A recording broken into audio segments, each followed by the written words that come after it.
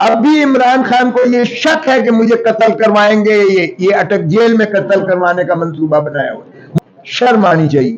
اور وہ ایسا لنگ جھوٹا الزام لگایا ہے جس کی خود پی ٹی آئی نے تردید کی ہے کہ نہ وہ ہمارا وکیل ہے، نہ ہم نے اسے رکھا ہے۔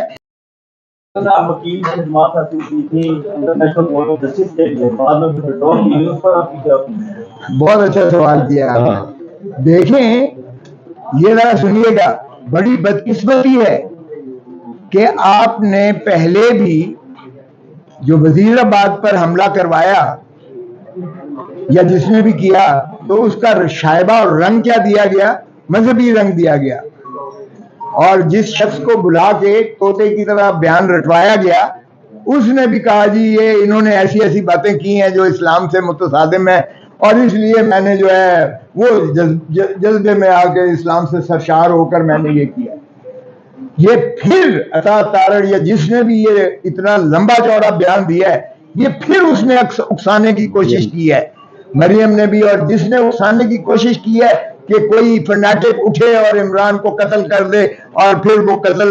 واجب القتل تصور کر کے تو اس کو جو ہے بھیٹ چڑھایا جائے، مذہب کے بھیٹ چڑھا کے تو پاکستان کو بھی خوش کر دیا جائے، اور اس طرح سے جو ہے ایک اپنا مذموم مقاصد کے لیے عمران خان کو لحد میں اتار دیا جائے۔ شرم آنی چاہیے۔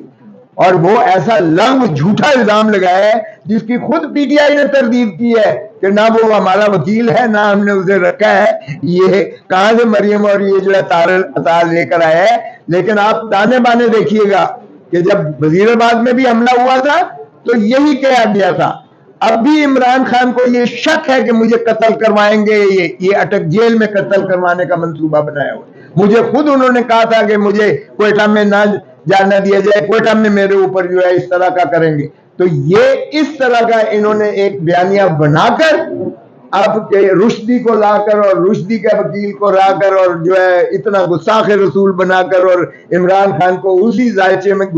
یعنی وہ ویب آؤٹ کر کے اور یہ جو ہے ایک مضمون کی ہے تاکہ اگر ہو تو ہم کہیں گے جی یہ مذہبی جنونی تھا، ہم کیا کر سکتے ہیں، اور عوام کی غیظ و غضب سے بچ جائیں گے کہ ایک اور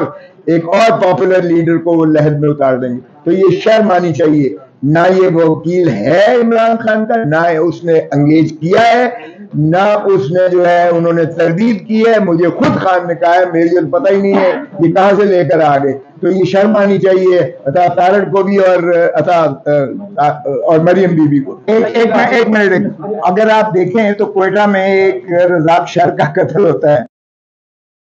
اور فیملی کہہ رہے ہیں کہ یہ تو ان کے جو ہے فیوڈز ہیں، ان کے اپنے خاندانی جو ہے 6 قتل 7 قتل ہو چکے ہیں۔ اس میں بھی عطا اللہ تارڑ صاحب نے سارے آپ کے چینلز کے پروگرام سارے معطل کر کے ابھی شاید سے پہلے ابھی ان کو دفن نہیں کیا گیا، اور وہ P S to P M تھے، یعنی یہ شہباز شریف بول رہا تھا، اس نے پہلے ہی آ کے کہنا شروع کر دیا کہ یہ عمران خان نے قتل کروایا ہے، عمران خان نے اپنے گوند بھیجے ہیں، عمران خان ہی ملزم ہے، عمران خان کو پھانسی دی جائے۔ یہ اس کی جو ذہنیت ہے اس سے آپ اندازہ کر لیں کہ کس حد تک یہ جا سکتے ہیں سیاست میں عطا اللہ تارڑ اور پی ایم ایل این اور پی ڈی ایم۔ آگے